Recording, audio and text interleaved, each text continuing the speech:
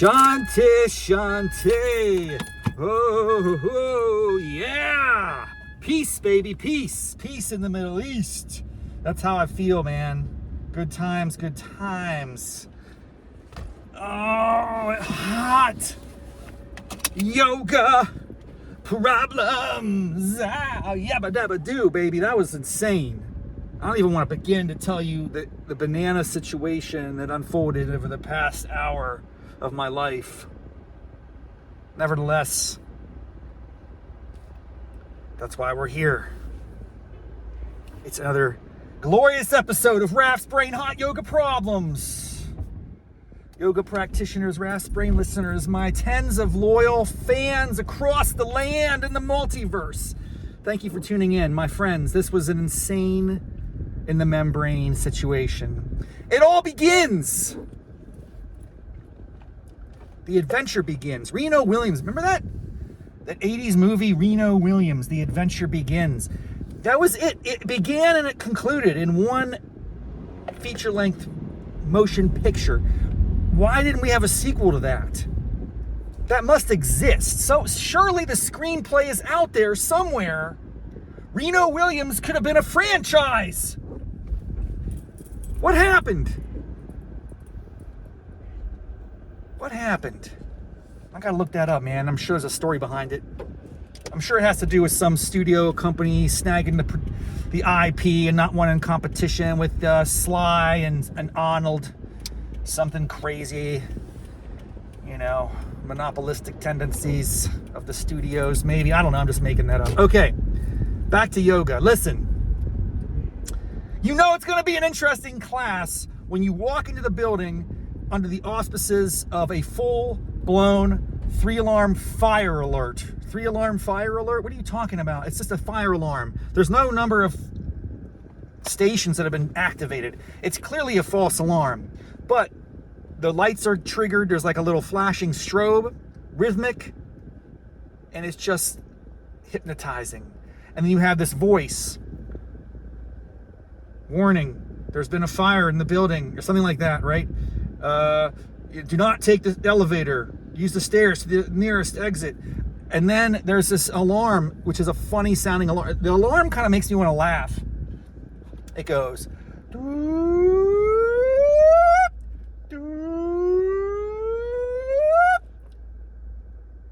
there is a fire in the building. Alert, alert. I mean, it just repeats over and over. And you start imagining that you could live your life with this sound in the background in perpetuity.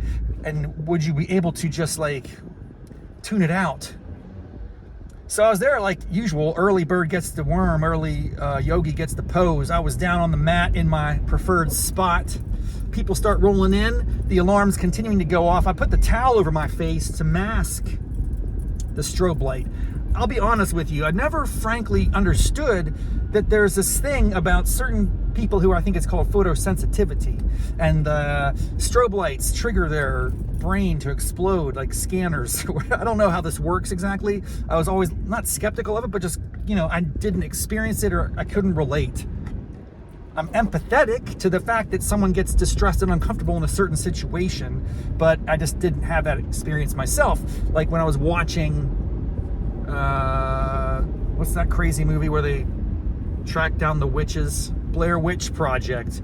I got a little nauseous from that. That was the camera motion. Some people, but now there's this whole thing where they put warning labels on movies and TV. They're like, warning, there are strobe effects in case that triggers your brain explosion. You don't want to be, you know, in a place that can't get messy, I guess. I don't know what the warning it really does other than prepare you for the worst case scenario if that's an affliction that you suffer. The bottom line is, I started to have a sense that maybe I could have photosynthesis. That's not what it is, dude. Photosynthesis is something from plant biology, where they transfer sunlight into nutrients. Like something. I mean, I'm reaching here. It's like 7th grade. Photosensitivity, I think, is what it's called. There's certainly a more technical term for it. But I was subjected to the strobe so much that I started to wonder, maybe this could be something. Is it like the repeated flashing? You start to anticipate it, And even if you close your eyes, it's so bright that it pierces through your eyelids and like into your pupils, and you kind of get zapped, you know, like pew pew pew. What's happening? It doesn't stop. Here's the crazy part, and I respect the heck out of this yogi. She's one that I go to routinely on the Tuesday, Wednesday circuit, 6 a.m. And really great. She walks in and she just rolls with the punches. She's like, hey, listen, I was told like 15 minutes ago this is only going to be a couple more minutes, so it looks like it's going on. We're just gonna roll right into it. We are going to tap into our inner yoga strength, and we're going to ignore this, and we're going to flow. I was like, oh yes, I love the challenge, dude. I'm up for the challenge. At least I thought I was. The first, say, 4 or 5 minutes of any yoga class is all about easing into the flow. You know, you do your child's pose, you do your tabletop, you do a cat-cow. We had a cat-cow situation. I've never experienced before today. You know, it was not a typical cat-cow. You had a cat-cow, then you extended your leg to your left, and then you did to your right. We did, what's it called? I really like them. The bird dogs. Yes, I just talked about the bird dog a few episodes ago. We crushed some bird dogs, but these were like, what's it called when you add something on to a pose? Enhanced bird dogs. All right, I'm going to go. I'm going to do it. Right on red, baby. Right on red. Nothing can stop me. Enhanced bird dog situation was in effect. It was glorious. And then we got into like some stars, or like not stars, I don't even know what they're called. I can't even describe it. Sunset horizon. I don't even know what it was called, but I liked it. But the strobe light was going on. The fire alarm was going. Whoop, whoop. The guy's like, me, get out of the building. What if it was a more panicked voice? Like, first of all, you have to get conditioned to the normal voice of, there's a fire in the building. Please proceed to the nearest closest exit. Do not take the elevators. Like, it's very professional and calming and soothing in a way. It's authoritative. It's like, yes, we know there's something going down. We don't want you to panic, right? So let's say you get conditioned to that, and we're in yoga class, and I'm doing some cat-cows and some tabletops and some bird dog crunches. And then the next time the guy comes on, he's like, get out of the building! Oh my God, it's on fire! Quick! Run! Oh man, that would be hilarious. It'd be tragic because people would freak out. I would probably be like laughing all the way out the door. But I don't mind being on the ground floor of a building with a fire alarm. I'll be honest with you. I feel like I can escape. I see the windows. I know where they are. I can just crash through. I mean, I don't know if you can crash through these industrial strength plexiglass. I don't know, man. It'd be something. But, yeah, anyway, I was thinking about all that during the opening flow. And then, of course, as tends to happen, a beautiful, you know, culmination, as we say, the alarm just sort of suddenly stops. Whatever had triggered it had been remedied, and we are now back into a normal state of yoga, and we kind of all have a collective sigh of relief, and then we get into the flow, which murdered me. This was like one of the most challenging sequences I've experienced at the studio in, I want to say, months or maybe over a year. It crushed me, but I was up for the challenge. I mean, I've been doing so much yoga, I'm on top of it. I can do the poses mostly, not all. I don't like to flip my dog. I know that's a thing. I'm just not a fan. So, you know, if I get the option, you know, I'm not gonna do it. Like, it's an option to kill yourself. Oh, I'll sidestep that. Thank you. It's an option to thrust your body over the top of itself into a kind of a wheel/bridge situation. I don't know, man. It was something.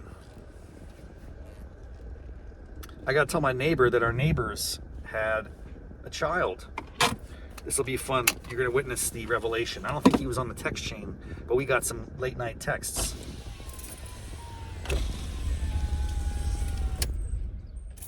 What's up? Hey, did you know that our neighbors they got their baby last night? Yes. It was, they got it, like it just came in the mail. Amazon? I saw an Amazon truck in front of their house late last night. It was amazing. Like they just texted like, oh, you know, and I got text this morning from James with the baby. It's like a month early, but that's cool. Yeah, everybody's okay? Everyone's cool. It sounds like it was a normal flow, like situation. That's how it rolls, I guess. I don't know. I wouldn't. No pun intended. Yeah, exactly. Well, that's great. It's Thanks cool. for the update. Yeah, man. Anytime. Hey, we're doing this fire pit thing on Saturday over at Tim's. Okay. If you're around, Rebecca will be around. I'm out of town. All right, so cool, man. Make sure she drinks my share of the bourbon and hers. Well, we'll take care of that. No problem. See you soon. See ya. Thanks for the news. No problem. Oh, we got a great neighborhood, dude. We love each other. We're on top of our game here. We got some good neighbors, dude. I'm a fan of the situation. Oh, that was a good one today. A very good flow, a very good way to end the show. Congratulations to my neighbors across the street, and welcome to the earth. This is what I was thinking about too. You know, I'm 50. I turned 50. You guys remember that? Oh, dude, I gotta quickly tell you, Travis, my videographer buddy who recorded my show, just sent me a link to the cut, and it's great. I mean, it's not great. It's great work. The content is okay. It's just me doing my little show. I don't want to like build it up too much. But I'm so grateful for him, and he made a fun cut. It has some of the slides thrown in there for comedic effect and whatnot. So we're going to be sharing that in the near future. I'm writing up a LinkedIn post, like an article about the experience and how technology like brought this whole thing together, and maybe we should all take a chill pill and like just appreciate this extraordinary time that we live in right now. And even as I know there's so much chaos and hate and just negativity in the world, I promise you, if you take a step back and listen and just put yourself in the context of like 50 or 100 years ago, people would be dying to be in our shoes. That's sort of the mindset we have to have. Maybe that's just an idea. I like that idea. Just it's appeasing my inner fears and concerns if I take a step back and think about that sort of half century perspective. Speaking of half centuries, yes, I turned 50, and then a baby boy across the street was born less than a month after my 50th birthday. So to me, that is wild. It just got me thinking that obviously this is not like profound. It's just these are the sorts of things that rattle around in my brain. 50 years ago, I was born. I'm like that little kid, and there was some 50-year-old man in our neighborhood. And he was probably reflecting on that, and whoever that is likely passed away. It's possible to live to 100. I think now more than ever, like life expectancy can extend and such. So I do hope to live to 100 as long as I still have my cognitive abilities, and hopefully the yoga keeps me physically fit. I don't know, man. But yeah, 50 years, here's the new generation coming up. That kid's going to have a crazy life, right? Is that kid going to learn how to drive a car? I mean, I have to make sure that every young person in my neighborhood knows how to drive a stick shift. We all must have these skills and be prepared for the time of the zombie apocalypse.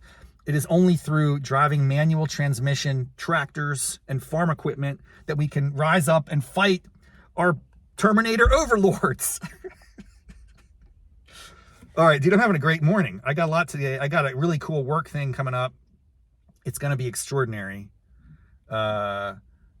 Today I have so much fun on the horizon. I'm enjoying. There's all sorts of good things are happening right now. So we're gonna appreciate that. We're gonna soak it in, and we're gonna see you next time on Raff's Brain. Stay tuned, dude. I have so much excitement on the horizon, at least on the temporary horizon, and it's it's all to be determined, TBD as they say. Until then, namaste, mofos.